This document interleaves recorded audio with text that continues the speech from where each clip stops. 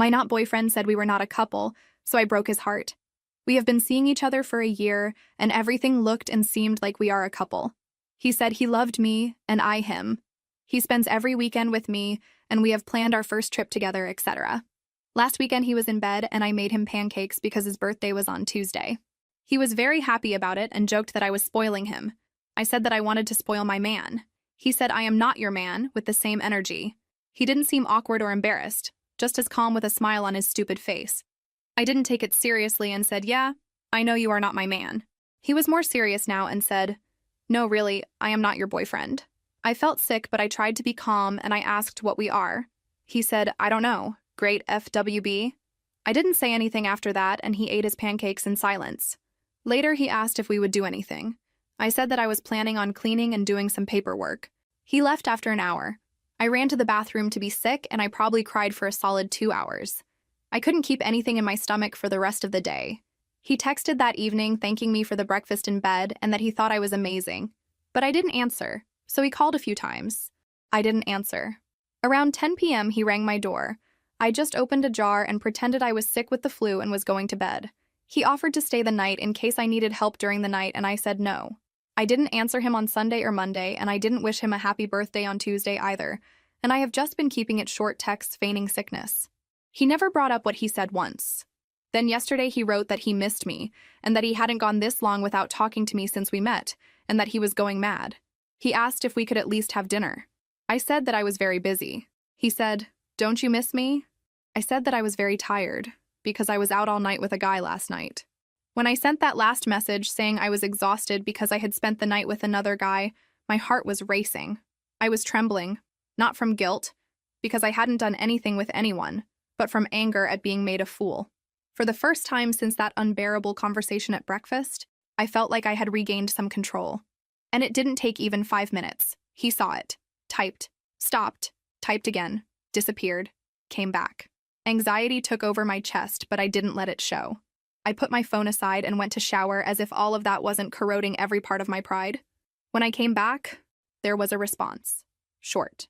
Seriously? I read it. Ignored it. The game was mine now. 2 hours later, another message. You can do whatever you want. Just don't complain later. I smiled. He thought he was threatening me, but I knew that tone. It was jealousy disguised as arrogance. He always thought he was clever. Irresistible. The prize. So convinced that no matter what he did, I would continue there, willing to be the woman who makes pancakes and settles for crumbs of affection. But not this time. At night, around 10:30, when the street was already silent and I was already lying down with my face buried in the pillow, I heard the doorbell.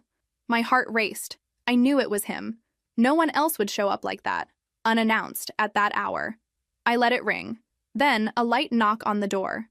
And another one. I got up slowly, without making noise, as if I were a thief in my own house. I peeked through the side window.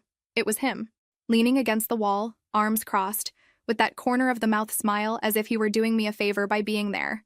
Pure arrogance. I didn't open. He grabbed his phone, vibrating. Open up. I just want to talk. You know this tantrum of yours won't last. Tantrum. He thought I was having a tantrum. I replied, you said you weren't my boyfriend. I'm just enjoying my freedom. The response came in seconds. Freedom you never wanted. You'll get tired of this little theater quickly. Call me when it passes. I read that and laughed. Out loud. A dry, almost nervous laugh. He still believed I would run after him. That I would beg. That he was the prize. But that night, the one who got tired was me. Tired of begging for crumbs of dignity. Tired of being called friend with benefits after a year of sharing every weekend. Tired of preparing surprises for someone who didn't even consider me a partner? He knocked again. This time, harder. Are you going to keep pretending you're not home now? He shouted, low but firm. His voice choked with anger. You weren't like this, you know.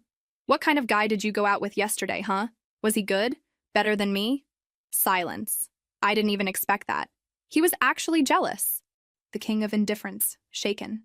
I almost felt vindicated there, but it still wasn't enough. I opened the window calmly and looked into his eyes. It's none of your business, I replied. You're not my boyfriend, remember? His look transformed. From arrogance came surprise. Then anger. You're not going to provoke me, ignore me, and still treat me like just anyone. Understand? But that's exactly what you did to me. For a year. He took a step back, breathed deeply, looked at the ground. Then, he stared at me again with a forced smile. You'll get tired. You'll realize that none of these guys will know you like I know you. You'll miss it. And when that happens, I'll be here. Don't be, I replied. And I closed the window. That night, he left. But I knew it wasn't over. His ego was too big to accept a no as an answer. The jealousy would grow.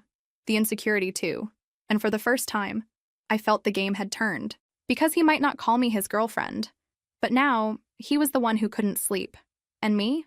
I was just beginning. The next morning, I woke up with a heavy head and a tight chest. It was still hard to swallow all of that. His words echoed like an insistent buzzing. You'll get tired. When that happens, I'll be here. He thought he was something.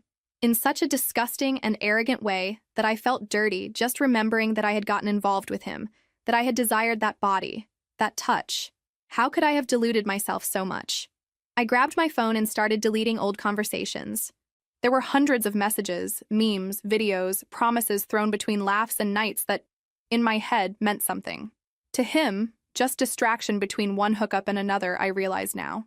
But the worst was yet to come. I went out for coffee with Vanessa, my best friend. I needed to talk to someone, get everything out. She had always been my anchor, my lucidity in storms. When I arrived, she looked at me with that worried expression, like someone who already felt I was about to collapse. Did he mess up again? She asked before I even sat down. I told her everything, from the conversation about not being my boyfriend to the lie about going out with another guy. When I finished, she was silent for a while. Then she breathed deeply, stirring her coffee cup as if weighing each word. Girl, there's something I never wanted to tell you. I thought he would grow up, change, but now I see he never respected you. My stomach turned. What? Do you remember that time we went to the bar with the college crowd? A few months after you two started dating? I nodded, already feeling my blood freeze. So, he came to talk to me. He complimented me, kept making too much conversation. At the time, I thought it was just friendliness. But then, when you went to the bathroom, he approached and asked if I had ever thought about hooking up with both of you at the same time. I froze, literally. I stayed motionless. Heat rose through my face and my throat closed up. What? I told him to go fuck himself, of course. I said you were my best friend and that he was an idiot. He just laughed, said it was a joke, that the important thing was to enjoy life without labels. And that was it. But after that, I started noticing. He flirted with others too, always on the sidelines. I felt bad, but I didn't want to hurt you. I closed my eyes tightly. How did I not see? How was I so blind? The way he stayed glued to his phone when he was with me, the smiles he exchanged with strangers, the new friendships on Instagram every week. And you're sure that I started to ask, but the answer came before I even finished. Yes, he's already gone out with at least 2 girls from our class. One of them told me he said he had no commitment to anyone, that it was just fun. This while he was with you every weekend. A mixture of disgust, disappointment, and humiliation took over me. I felt like screaming, breaking something, disappearing. He made me pancakes and said he loved me with the same mouth that complimented my friends behind my back. And he still thought I would beg for him? He used me, deceived me, treated me like an option, like a safe base while he experimented with the world. While he collected bodies, kisses, and glances, I was there, giving myself, surrendering, thinking the love was reciprocal. But it wasn't love. It was convenience. It was ego. I spent the rest of the afternoon in silence. Vanessa tried to talk more, but I could only shake my head. The world around me seemed in slow motion. The laughter of other customers in the cafe irritated me. I wanted to get up and scream for everyone to hear. He didn't love me. He lied to me. He's a fraud. But I stayed quiet.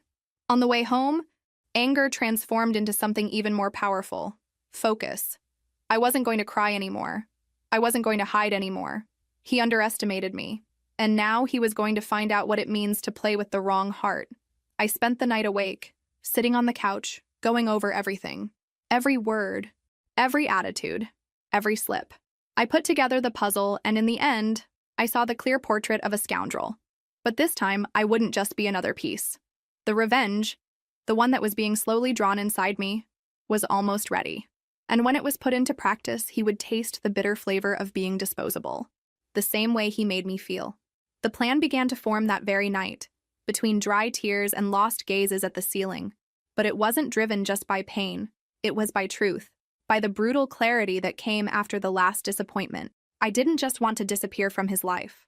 I wanted him to see, for him to feel, for him to live the same discomfort he planted in me during all those months when he pretended to be something he never was. And, ironically, the idea came when I thought of the only person who had already warned me about him, Lucas. Lucas was the complete opposite of that idiot. Polite, calm, always with a gentle sense of humor and an honest look. A guy who listened more than he spoke, who didn't need to show off or compete for attention. The first time we met was at a party when my almost boyfriend introduced me to him with that typical tone of possession, as if saying, "This is my girl. Don't try anything." Lucas smiled and greeted me with respect, but it was only when we met again, by chance, at an academic event weeks later, that we really talked. I remember his words perfectly from that night. "You seem too nice for someone like him. Just take care of yourself, okay?" At the time, I thought it was an exaggeration. I thought he was being too critical of his own friend. But now everything made sense. Lucas already knew who he was. He had already seen the rot up close. And now, he would be part of my healing. Not because I wanted to play with someone's feelings, but because, for the first time, I wanted to put myself as a priority. And yes, maybe a little revenge entered the package. I wanted him to see that there were better men, that there were people who knew how to love, and that the woman he dismissed was desired by someone with more character than he would ever have. I sent a direct message to Lucas. Something simple. "Hi, I know this might seem strange, but you're right about him, and I wanted to thank you for being honest. Do you have time this week? I wanted to talk." He replied half an hour later. "I do. Want to have coffee tomorrow?" The next day we met. I went with a tight heart, not knowing what to expect, but he received me with a light hug and a welcoming smile, the kind that calms even the loudest internal chaos. We talked for hours. I told him everything, without filter, without playing the victim, and he listened, without interrupting, without trying to minimize. When I finished, he breathed deeply. "I tried to warn you, but he's been my friend for years, and even so, he was always like this. Charming, impulsive, a womanizer. He never respected any girl. But with you, it was more cruel, because he knew you loved him." I stayed silent. He was right. I had loved, with all my strength. But now it's enough, I continued. He lost me, and I don't want to live in function of the pain anymore. I want to turn the page, and, if you allow me, I want to do this with someone who truly sees me. Lucas looked at me surprised but not shocked, as if he already expected that. At some point, this would happen. "You deserve more than he gave you, and more than he'll understand one day," he said. And yes, I'm here. It was the first time in weeks that I felt peace. But also, in some dark corner of my mind, I knew, when he finds out, and he will find out, he won't be able to stand it. Because nothing hurts a narcissist more than seeing his ex almost being happy with someone he considers inferior. But Lucas wasn't inferior. He was exactly what the other never was. Honest, transparent, present. And that would hurt much more than any silence of mine. Because now, I had a voice.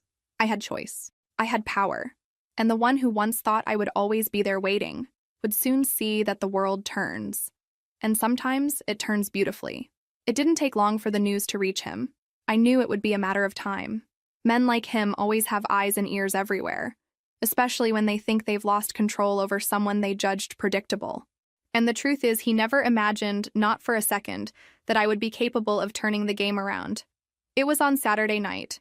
I was with Lucas at a discreet restaurant, nothing luxurious, but charming, with low lights and a guitar playing in the background. We were laughing at some silly joke. Dessert shared in the middle of the table when I felt my phone vibrate in my pocket. 1, 2, 3 messages in a row. "Are you seriously with him? Have you lost your mind? We need to talk. Now." I didn't respond. Lucas saw my expression change and asked if everything was okay. I smiled with the most fake tranquility in the world and replied that I would explain later. I stayed there with him, present, because that moment was mine. For the first time in a long time, I wanted to be selfish. Let him wait, feel, brood. It was the least. But the next day, he showed up. He didn't even bother to send a message first.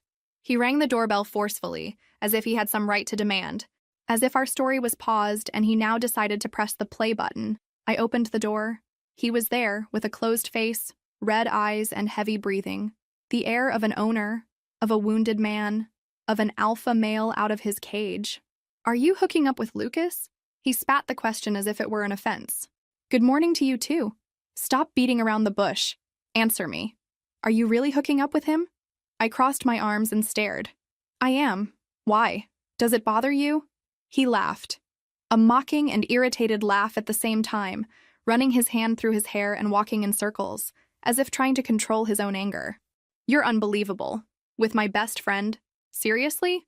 That's low even for you. Low? I repeated, feeling anger rise like a high tide. You're talking about low now? After everything you did? It's not the same thing. I never hooked up with any of your friends. But you tried, didn't you? I shot back. Coldly. He froze. His eyes widened for a second, then looked away, as if searching for a quick escape from his own guilt. What are you talking about? About Vanessa. You thought she would never tell me? That night at the bar. You said you wanted to hook up with both of us at the same time. Remember now? He fell silent, a silence that screamed louder than any justification. That was a joke, he said finally. You know I talk shit sometimes. I would never really do that. It wasn't a joke to me, or to her. And even if it was, what kind of joke is that? Coming from someone who said he loved me. I love you. Damn it, that's why I'm here. Because I love you, and you're throwing this away because of an idiot who shouldn't even be in our circle. Funny. Now you use the word love. But when I made pancakes for your birthday, you said you weren't my boyfriend, that we were just friends with benefits. Remember? That wasn't a joke. You were clear. Cold. Convinced. I was confused. I didn't know what I felt. No. You knew. You just didn't want to give up the others. And now that you see me happy with someone who surpasses you in everything, you come here demanding morals? He huffed. He was disarmed, but still trying to seem offended. His eyes were full, as if they wanted to cry, but pride held back. Because deep down, he didn't feel love. He felt possession. And losing it was the real trigger. He's only with you to provoke me, he said in a last gasp of vanity. No. He's with me because he wanted to. Because he respects me. Because he listens to me. Because he values me. Something you never did. He looked at me, as if he were seeing a stranger. As if, for the first time, he understood that I was no longer the woman who made pancakes smiling and waited for a crumb of affection. I was someone else. And this version, he didn't know, and wouldn't have the chance to know. Go away, I said firmly, and enjoy the walk to think about everything you lost. He hesitated. He looked around, as if looking for something that would make him stay. But there was nothing left. No excuse. No chance. No us. And I closed the door. Not just of the house, but of the story. The following Monday, while I was still processing everything that had happened with the not-boyfriend over the weekend, his unexpected visit, the shouting, the look of surprise when he discovered I knew everything, I received a message from Lucas. Hey, I wanted to take you away from routine this week. Want to have dinner with me again? Nothing fancy, I promise. Just me, you, and good pizza. I smiled. For the first time in days, I really smiled. The kind of smile that isn't a response to a provocation or a bitter victory.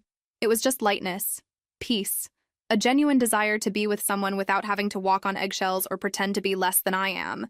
I replied with a simple, Wednesday night is all yours. And that was it. Simple, direct, true, like he always was with me. On Wednesday, I got ready more calmly. Nothing exaggerated. Jeans, a light blouse, and just mascara to bring life to my eyes. It wasn't about impressing. It was about feeling good. About going out with someone who made me laugh, who listened to me, who treated me like a priority, not like a pastime. He came to pick me up. He opened the car door with that somewhat shy, somewhat gentleman from the past century way, and greeted me with a sincere smile. I missed your laugh, he said as soon as I got in. And I missed someone who makes me laugh, I replied. We went to a small but charming pizzeria in downtown. A cozy place, old wooden tables, funny pictures on the walls, and a waiter who already seemed to know Lucas by name. The usual? The waiter asked with a smile. Today I have special company, so I wanted extra good, Lucas replied, looking at me with that calm and warm gaze. We talked about everything. Work, music, teenage embarrassments, old movies we love that no one else watches anymore. I laughed, caught myself playing with my hair, crossing and uncrossing my legs, as if my whole body was reacting to the lightness of the night. It was so different from the heavy conversations and tense silences I used to live. There, I was myself, whole, without fear.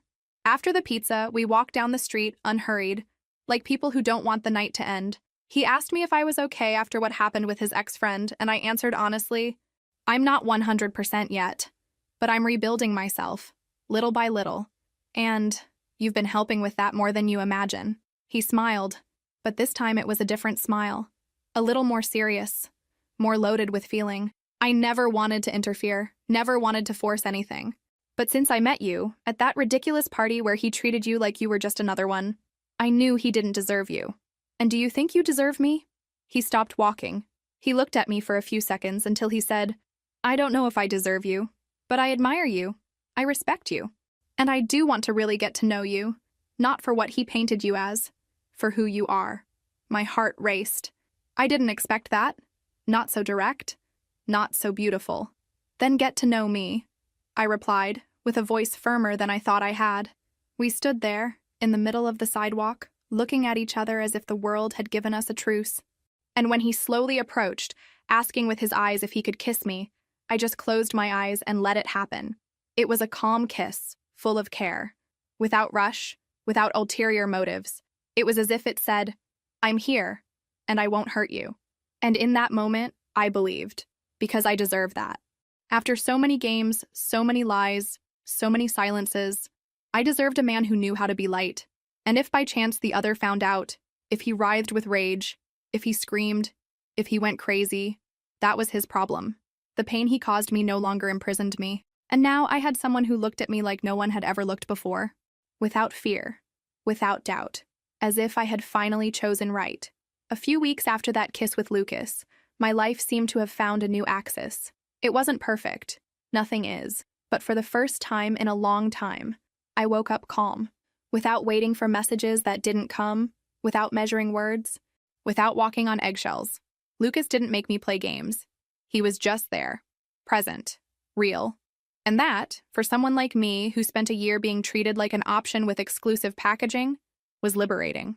We started going out frequently. Movies, cafes, walks, nights at home cooking together. He knew my silences and didn't fill them with empty promises. He just listened to me, made me laugh, made me feel seen, and of course the other couldn't stand it. His ego wouldn't let him. In the third week, he showed up in front of the building where I lived. Without warning.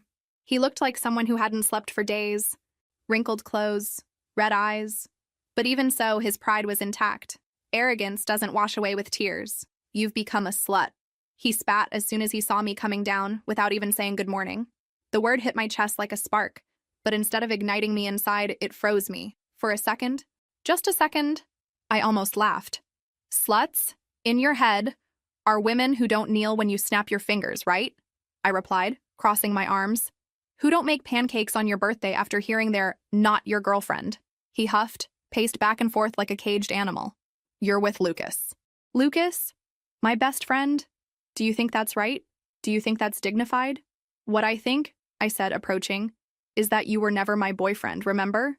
You repeated that like a mantra. Friends with benefits. No labels. Just have fun. Well then. I freed myself from your label of nothing and found someone who wanted to be everything. He stared at me with anger. But it was anger at himself, and I knew it. And you know what the difference between you and him is? I continued. You desired me. He chose me. You used me to inflate your ego. He listens to me, respects me, values me. You left me crying whole nights. He makes me sleep smiling. He tried to laugh as if he were above it all. He's just using you to get to me. No, dear. He doesn't even talk about you. You're the past. A mistake I've already overcome. The one who's still obsessed here is you. He closed his face, fists clenched. But I wasn't afraid. You were never a man to me. You were a spoiled boy who collected women like trophies, and now you're freaking out because one of them decided to leave the shelf. Do you think he'll love you forever? He screamed without arguments. He'll get tired too. Everyone gets tired. Maybe so. Or not. But at least if it ends, it will be with dignity. With respect. Not with lies, betrayal, and cowardice. He fell silent, for the first time, without an answer. The mask of superiority slowly falling. Then I delivered the final blow. I was everything you said you wanted. Faithful, present, caring, dedicated. But you were so busy trying to seem free that you lost someone who just wanted to love you. And the worst part, you didn't lose to a stranger, but to someone who saw your trash and still decided to see me. He lowered his gaze, swallowed hard, and turned his back. He left without saying anything else. And there, I knew, not only that I was free from him, but that, this time, he was the one who would sleep with his stomach churning, that he was the one who would check his phone and not see my name, that he was the one who would remember my touch, my laugh, my care, and know he would never have any of that again. Vanessa, my best friend, never wanted to know about him again. She distanced herself from everyone in common who still insisted on saying that he just didn't know how to love. She said that those who don't know how to love, learn. Only those who don't want to, don't learn. And he, clearly, never wanted to. Lucas, on the other hand, stayed by my side. Not as a consolation prize, but as someone who saw my cracks and decided not to run away. He made me remember that love isn't noise, drama, or uncertainty. It's presence. It's peace. And as for me, I didn't become cold or bitter, but I stopped accepting the minimum disguised as everything. I learned that whoever doesn't claim you doesn't deserve you. Whoever diminishes you when you give yourself isn't a man. He's just a boy playing at having a woman. And especially, I learned that we don't beg for love. We withdraw, with class, with dignity, and let karma do the rest. A few months passed since that last confrontation, and the storm finally dissipated from my life. The one who once swore not to be my boyfriend, who laughed at my dedication, my affection, my loyalty, today is nothing more than a distant shadow. I hear from time to time that he still comments about me, as if we were an unresolved story. Some mutual friends say he's been quieter, more lost, more bitter. But honestly, I don't care anymore, because now I'm happy, truly happy. Lucas and I made our relationship official in a light way, without pressure, without social media making a fuss. It was on a common late afternoon, after coffee and a walk in the park.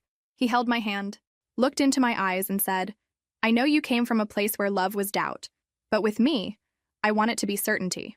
If you're still ready to love, I'm here. Not as a prize, but as someone who wants to build something with you." I said yes, and I never regretted it. Today, our days are calm, full of laughter, long conversations, and lingering kisses. He makes me pancakes, and I make sure to remember how good it is to have someone who isn't afraid to say, "I love you," and prove it every day, without needing to play games. The pain of the past still exists, but now it's just a scar. It doesn't hurt anymore. It just serves to remind me how much I've grown, how much I deserve, how much I accepted crumbs for so long, without knowing there was a feast waiting for me at the right table, next to the right person. Lucas was never a trophy of my revenge. He was the unexpected cure, the beautiful detail after so much mess, the soft light after so much darkness. And me? I'm the one he didn't want to claim, who he said wasn't his girlfriend, who he thought would beg for crumbs of attention. Today, I'm the official girlfriend of his best friend, the one who walks hand in hand down the street without needing to hide, the one who is introduced with pride, not as a friend, but as the woman I chose. And if there's one thing I learned from all this, it's that whoever doesn't claim you doesn't deserve you. Whoever underestimates you loses you. And whoever knows what they have in their hands takes care of it. Loves it, stays,